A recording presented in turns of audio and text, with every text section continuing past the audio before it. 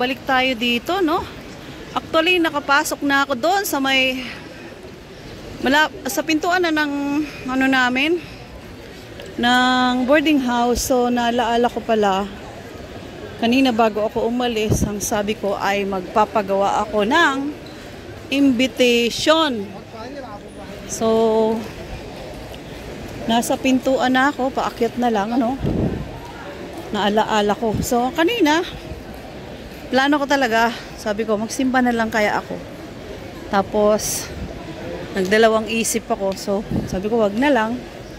Kasi ayaw ko nang nagsisimba na nagdadalawang isip. Kasi hindi rin ako mapapalagay. Yung pala is, bless pa rin. Kasi pinaalaala ni Lord na mayroon akong gagawin. Although, magdalawang isip akong pumunta sa kanyang bahay. So, pwede naman tayong magdasal kahit saan. Mamaya, may misa pa rito. So, puntahan ko muna yung ano. Puntahan ko muna yung ibibigay ko lang yung copy. Pangalan lang ang babaguhin. Tapos, pwede ka naman siyang pick upin tomorrow or everyday kasi meron naman akong 1 hour rest. Dito tayo.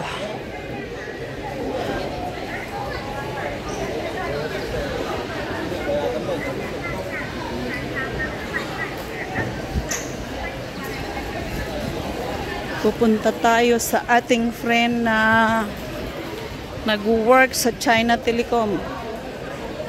Ayan.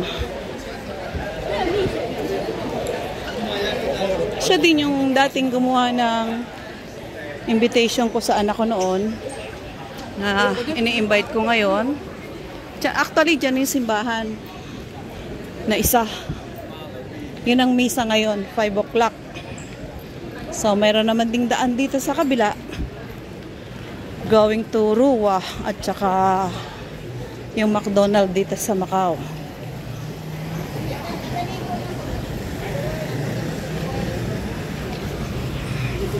Mainit kasi ayo nakasando. Although wala naman pakialam dito, no? Mainit. So, ayan, yan ang simbahan, no, guys. Okay, let's go. Dahil rights nating tumawid. Ayan. Ayan po ang McDonald's dito. Kung ikaw ay papunta ng Putol, ayun lang. Umusog ka lang konti. Andyan ang McDonald's. Andito din ang KFC. At sa taas ay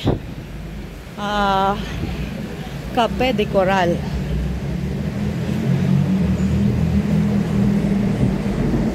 Sa mga naghahanap ng hotel or anong tawag, motel, pwede kayo ditong magpahinga. Malapit din to dito sa San Malo. Ayan, yan po, building na yan. Ayan, oh, dito. Oh, Townswell Motel Restaurant. Kasi bakit ko po alam, isang kaibigan ko ang nag-celebrate ng birthday dyan. Kasama ko si Silbaili Vlog kasi pag ako ay may kaibigan at may nag-invite sa akin, so sinasama ko. As long kumpre naman sila at willing. Kaya naisama ko yan dyan with kunyang ako at ang aking friend na Africana, si Tojo. So, dun sa 4 years, 5 years na tayong nasa YouTube ngayon. 2025. Hindi pa rin tayo yumayaman, ano? Dahil akala po ng iba, ang pag-YouTube ay nakakayaman. So, depende lang yon kung ang content mo siguro ay yung nagbibigay ng ayuda. Hindi ko maalala. Yun na yun. Kaya, kagaya ni Pugong Biyahero. So, yung mga yan po at ni sino yung sa Bicol na sila po ay may mga sponsor. Although, siguro may puhunan naman din sila para makapagbigay ng ganon. Charity. Yan, charity. More on po sa charity ay may wow, sarap po. Wow. Yummy, yummy. More on po sa charity ay meron talaga silang sponsor. So ngayon kung tayo ay small YouTuber at wala tayong sponsor, so asa lang tayo sa mga friends na tawag dito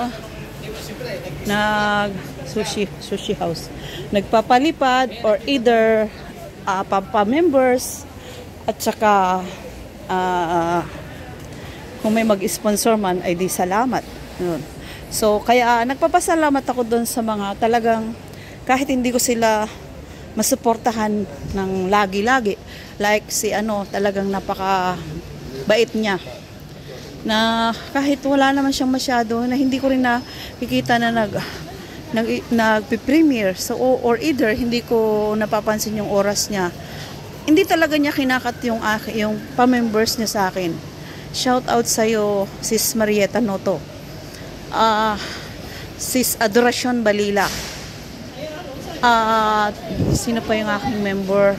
Kay Chinchin. Kay sino pa? Dahil hindi ko nakikita ngayon, hindi ko sinilip sa mga iba, sa mga naging member ko. Si Ma'am Angging P-Vlog, naging member ko yan. Sa mga super chatter ko, sa mga naging super chatter ko, sa lahat ng naging super chatter ko, isang malaking pasasalamat po sa inyong lahat. At sa mga naging members ko, sobrang pasasalamat bilang supporters, members, friends, at tagapanood ng aking mga video sa YouTube. Ay nagpapasalamat po ako sa inyo na walang sawang pasasalamat. So hanggang dito at tayo ay may hahanapin dito. So hindi ko alam kung ayan si Ma'am King. So mamaya ay papasok tayo ng konti, tapusin lang natin ito, So andito po yung bagong simbahan ng UCKJ na kagabi ay ini-invite ako. At doon yung Aroa Park. So, na-vlog na natin yan. Diyan ang eskulahan ng aking kaibig. Hindi pala. Hindi ko pwedeng angkinin dahil hindi niya naman ako kinikilalang kaibigan. So, marami rin naman akong naturuan mag-YouTube, pero kahit nasabing maldita pa ako or whatever, ay walang gumanon sa akin na kagaya niya. So, shout out sa mga naturuan ko dyan. Hindi naman ako nagsabing utang na loob nyo yan. So, yan ay pasasalamat ko kung kayo ay maging successful at matutuwa rin ako kung kayo ay maging sikat na vlogger. So, walang samaan ng loob kasi hindi naman tayo ganong klase ng tao. At ayan ang papunta kung saan tayo galing, papasok ng San Malo. Humugot lang ng konti, Wala naman po tayong galit. As long tayo ay cool. Kahit na tayo medyo napagod-pagod doon sa mga performance sa loob ng San Malo. Dahil ang tanging lakad natin ay dito kay Miss Kim sa aking SIM card at aking friend na nasa China Telecom. So maraming salamat po sa inyong lahat muli. At thank you for watching. Pasensya na po kayo sa aking mga inasal nung nakaraang linggo, nung Lunes, Martes pala. Dahil yan po ay totoong nangyari. Dito na, total, hindi pa naman to sobra. Totoong nangyari sa loob po ng McDonald's. Isang kaibigan ko ang nag-invite sa akin. Ate, halika dito. Doon kami nag-almusal. Doon din kami nagtanghalian. Although kami ay ganyan. Pagtaya siya, ako sa susunod. kung ano yung ginawa niya, ganun din ang ginagawa ko. So, isang kaibigan natin ang nagsita habang kami ay nagsiselfie at magbising magkausap ng aking labidab dyan sa Pilipinas. So, habang nasa line siya at yung kausap ko, nag-uusap kami ng kaibigan ko, ay sinita niya ako. Ang sabi niya ganito, "Huy, bakit mo ako kinukunan ng video? Tapos, gawain mo yan, tapos isisend mo sa iba. Ganyan ka talaga." Sabi ko, "Ha? Pakiulit?" Cool pa rin ako kasi nga may mga tao ako na inaanuhan na wag akong magalit kasi may kausap ako, dalawa, isa sa phone, isa sa kaharap ko, nakasama ko. Sabi niya, "Ate, wag mo nang patulan yan. Mas maano ang utak mo kaysa dyan. Mas malawak." So, naging kampante ako ng mga panahon na yon. So, nung after nang nagalit na siya at nagdadakdak na, sabi ko, ako na yung parang sabi ko, bakit na nahimik ako dun? Parang ang bait ko yata. So, dun ako napasalita ng hindi maganda. Ng PU, GIGO, lahat-lahat na. Tapos, hinamon ko siya, "Gusto mo ka ako ng gulo?" Sabi ko, pwede ako mag-report sa police kung kinakailangan. Total, sinabi ng amo ko, natatanggalin niya na ako ng September. Sabi kong ganon. So, hindi na kailangan antayin ko yung September. I-report kita sa police o gumawa ako ng gulo dito, idadamay kita, sabay tayong uuwi ng Pinas. At isa pa, mayroon akong video sa kanya na sinapak niya yung alaga niya, si Luna. Ay, totoo po yan. Totoo yan. So, hanggang dyan na lang. God bless sa'yo. At okay na tayo. Hindi naman ako galit. So, yun lang. Nung kinausap kita, sabi mo ilagay mo sa lugar. Pero nung ginawa mo sa akin yung bagay na yun, hindi mo nilagay sa lugar. Hindi ka nagpaka-formal at pinahiya mo ko sa dami ng tao. Shout out. God bless sa channel mo. I love you all. Yan po ang totoo.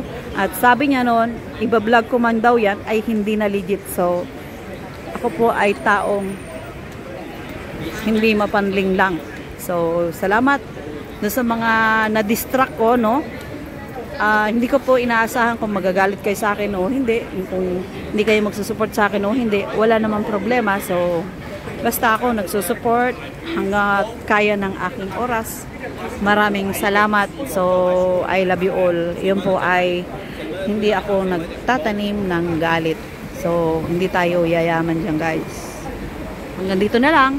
At yan po ay totoong buhay. Mabuhay mga ka-vloggers. Shout out. So, i-upload ko to para bukas Lunes. Bye-bye.